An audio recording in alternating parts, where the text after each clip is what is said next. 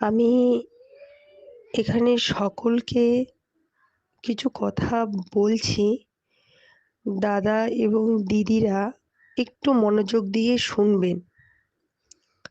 আমরা কোনো দল বিরোধিতার সঙ্গে যোগদান দেব না এবং কালকে থেকে আপনাদেরকে আমরা বলছি, দার্জিলিং ডিস্ট্রিক্ট মাটিগাড়া ব্লক অবস্থান বিক্ষোভে নামছে সোমবারের দিন।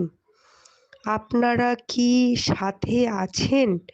যদি আপনারা ভালো মনে করেন, যদি সাথে থাকেন, তাহলে সোমবারের দিন আপনারাও নিজের নিজের ব্লকে অবস্থান বিক্ষোভ করেন, প্রথমত।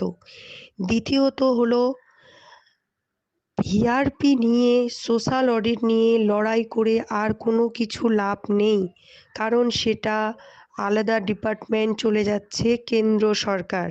এবার আমরা যেহেতু এখানে কোনো দলগতভাবে আসবো না, সেহেতু আমরা ভিভিডিসিটা নিয়েই লড়াই করব। এবার যদি কোনো কেউ ভেবে থাকে যে এই ভোটের আগে অবস্থান বিক্ষোভ করা উচিত নয় বা পরে এটার কোনো হিতে বিপরীত হবে, সেই ভয়টা নিয়ে চললে আপনারা নামবেন না। কারণ কোনো বিনা ইস্যু ছাড়া কাউকে কাজ থেকে বের করা অসম্ভব।